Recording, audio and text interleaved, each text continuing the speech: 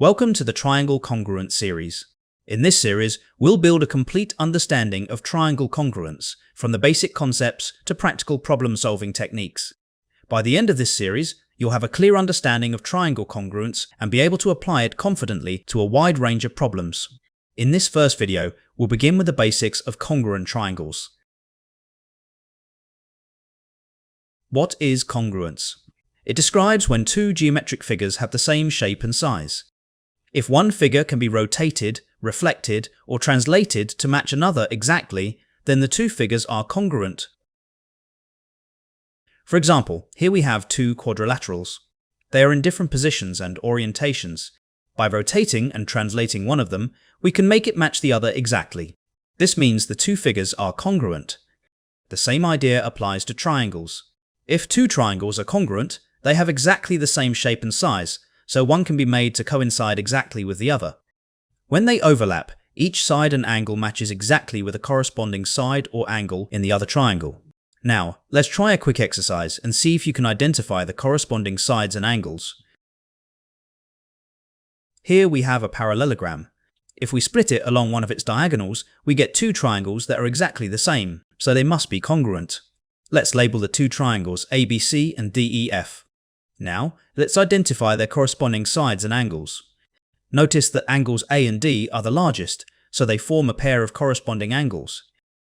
Angles C and F are the smallest, so they correspond as well. That leaves angles B and E as the final corresponding pair. Now that we have the three pairs of corresponding angles, the corresponding sides are easy to find. They are opposite their corresponding angles. As you can see, when the two triangles overlap, their corresponding sides and angles line up exactly. We can use this notation to show that the two triangles are congruent. One thing to note is that the vertices are usually written in corresponding order. Here, A corresponds to D, B corresponds to E, and C corresponds to F. With this in mind, we can easily identify the corresponding sides and angles. For example, if we want to find the side corresponding to AC, we can simply follow the vertex order to see that it is DF. Now, let's look at the key properties of congruent triangles. We've already seen that congruent triangles have the same shape and the same size.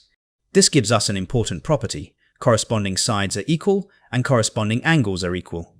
For congruent triangles, it's really important to identify the corresponding parts. For example, here are two congruent triangles. Can you work out the length of each side of the triangle on the right?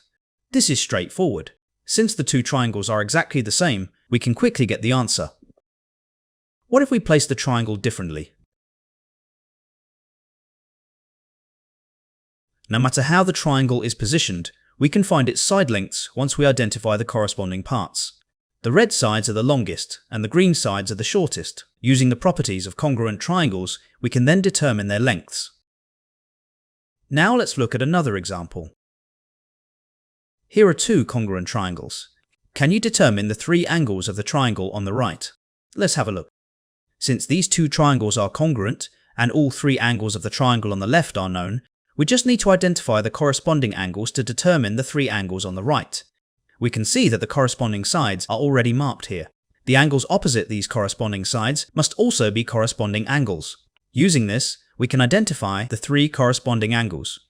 For example, these two sides are corresponding sides, both labelled A, so the angles opposite them are corresponding angles.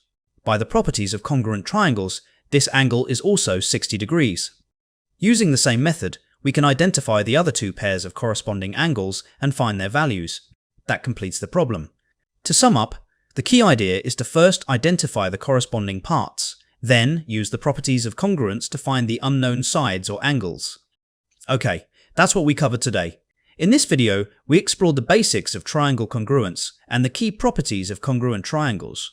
I hope this video has given you a clear understanding of these fundamental concepts. In the next video, we'll look at the criteria for determining whether two triangles are congruent. Thanks for watching, and I'll see you in the next video.